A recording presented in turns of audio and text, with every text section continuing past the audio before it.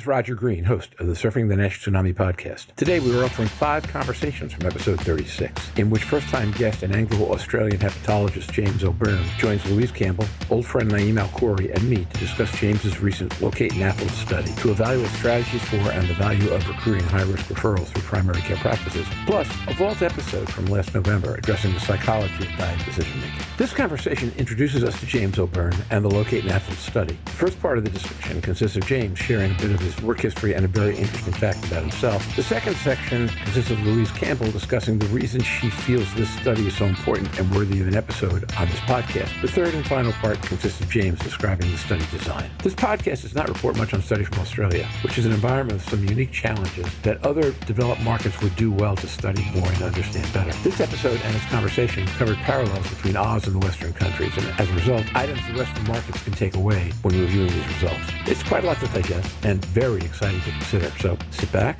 listen, learn, enjoy. And when you're done, join the dialogue in our LinkedIn discussion group.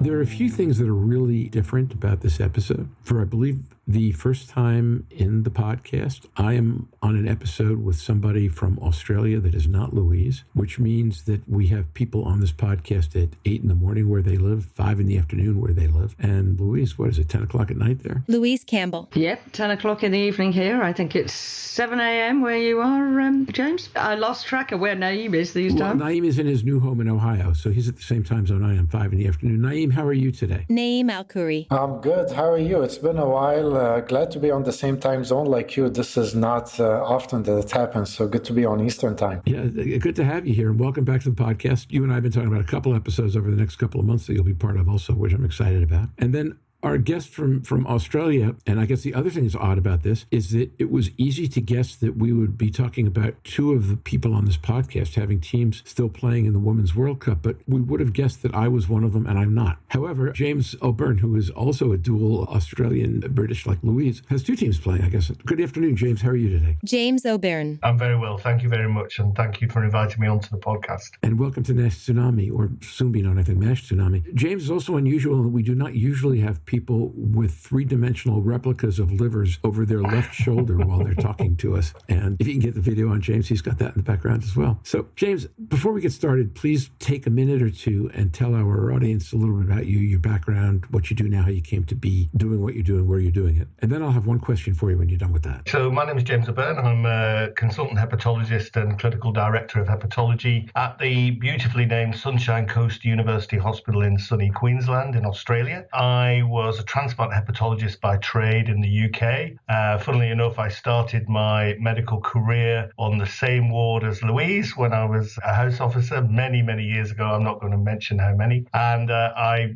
worked through many of the liver units in and around London. And then 2015, in the Brexit referendum, I voted to remain, and then I left and came to Australia, where I am now, and I'm very happy, and I'm in charge of the clinical trial portfolio here at the Sunshine Coast. So is Queensland as sunny as your name implies when you say sunny Queensland? Absolutely. So we're in midwinter at the moment, and it's about 23 degrees Celsius during the day and sort of 13, 14 in the evening. So very much shorts and T-shirt weather all year round. Sounds like Miami. Yeah, well, very nice. There are some similarities. So the other thing I'd like, if you could, we ask everyone who comes on for the first time to share one fact about yourself that folks wouldn't know if you didn't choose to share it with them. Something that's a little bit out of character or different. Okay, I suppose many people wouldn't know that I have a thing about long distance cycling, and a few years ago I cycled the length of Britain from Land's End to John O'Groats over 9 days, over nearly 200 kilometers a day, and thoroughly enjoyed it. That's the thing. You know what? I don't believe we've ever had, I think you are the first person to discuss long distance cycling as what makes you special. I thought you might become the second person from Australia to talk about having played rugby, but I like this one a lot better. That's great.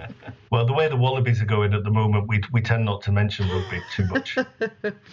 Did you do it for fun, James, or did you do it with a charity? Because that's a long distance. I did it for fun. Well done. It was a challenge, but cycling across Scotland will remain with me forever. It's absolutely beautiful. That's fantastic. That sounds like a wonderful thing to have done. With that, why don't we dive in? Louise talked about this episode last week when we talked about the 2 episodes Louise wanted to bring forth for the month of August. So, Louise, I'm going to invite you to remind everybody why you were excited to do an episode about this paper, and then we'll ask James to start talking about the study. Great, and it's nice to have James with us. And as he said, I was a ward sister on the ward he first became a house officer on, so we go back a long way. But we're both babies, really.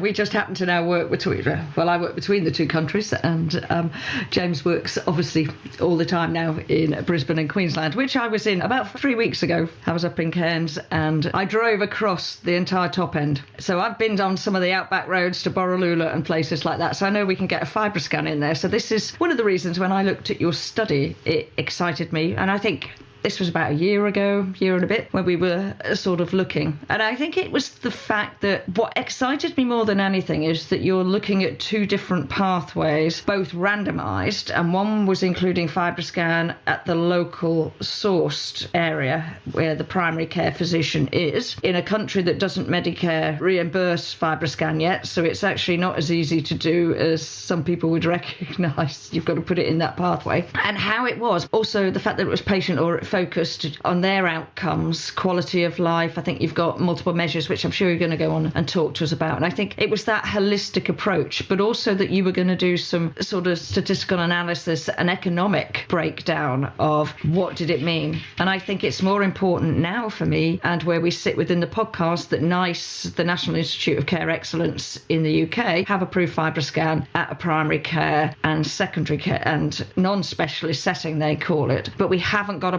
pathway. Most of our pathways still sit within trials or pilot projects. So whilst it's been released, we don't know the exact pathway it's going to follow and which is going to be the best, and different areas may have different ones. So this is why you revealing some of your information today and talking us through the protocol interested us when we were thinking about it. And I can't think of a better person to have on the podcast than Naim to be looking at that at the moment. Well, thank you. And thank you for the opportunity to share our project. I would say that the data that we're going to discuss is as yet unpublished, but I have the permission of my co-investigators, as this will go to preprint very shortly, to share the headline data from our trial with you. But let me go back to just maybe where this started. So as I said earlier, I came across to Australia in 2016. And what I found at that stage was that Australia had just allowed open access, if you will, to DAAs for hepatitis C. First country in the world to allow these to be prescribed by primary care providers, not just hospital specialists, and really unrestricted access to these drugs, which was coming from the UK, which was remarkable. And we faced a wonderful problem in a way, in that we had all these patients with hepatitis C, a lot of them with cirrhosis, and they needed to get onto treatment. And at the time, there were different regimens depending on whether you were cirrhotic or non-cirrhotic, and we needed a way of determining that and to get people through treatment. And of course, at the time, the primary care physicians were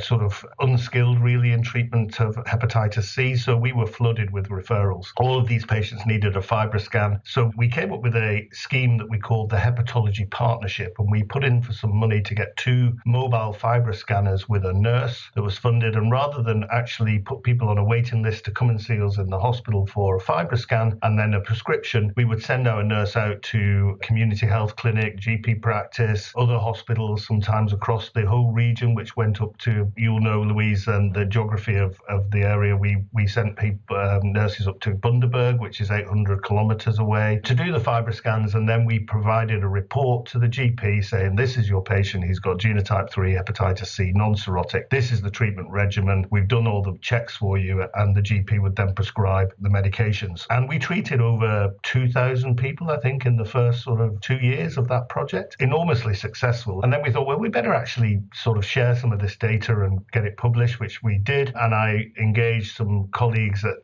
QUT, the Queensland University of Technology, to do an economic analysis. And that's what formed the kernel of the LOCATE-NAFLD group, because having done all that work with hepatitis C and really broke the back of the hepatitis C problem in Queensland, in our region of Queensland, we then sort of said, well, this is actually quite a good model of democratising access to this risk stratification, and could we look at another disease state? And obviously NAFLD are or Masl's came to the fore.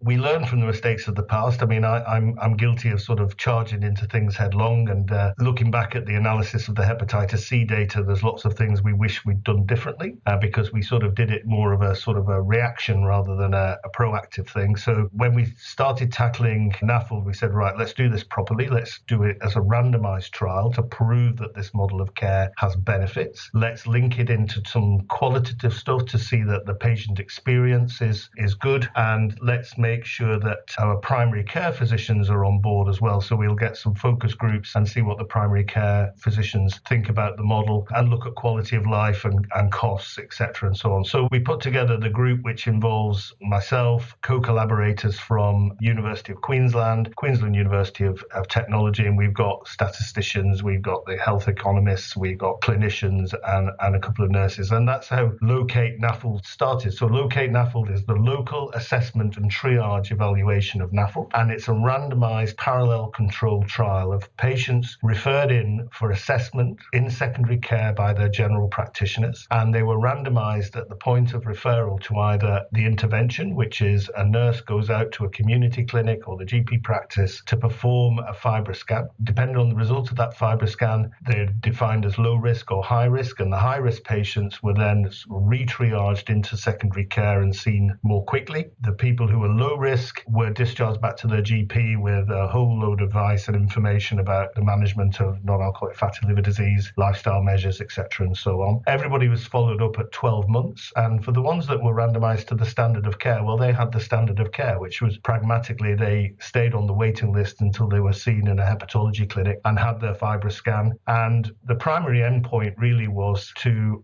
demonstrate that this improved the time to FibroScan, which axiomatically you would say, well, of course it's going to. And the second endpoint was whether the time to a diagnosis of high-risk NAFLD or advanced fibrosis was shortened. And then a number of other secondary endpoints looking at, was there an improvement in patients receiving access to dietetics, to exercise physiology. We looked at things like our recommendation for a lot of these patients was that they should receive a statin. So we looked at that as a binary outcome between the two groups. And we've just done the first analysis of the primary and secondary endpoints, which you might not be surprised are actually pretty supportive of the model. We chose a cutoff of 8 based on the high negative predictive value for that cutoff because we wanted to be able to safely discharge patients back to their primary care physicians.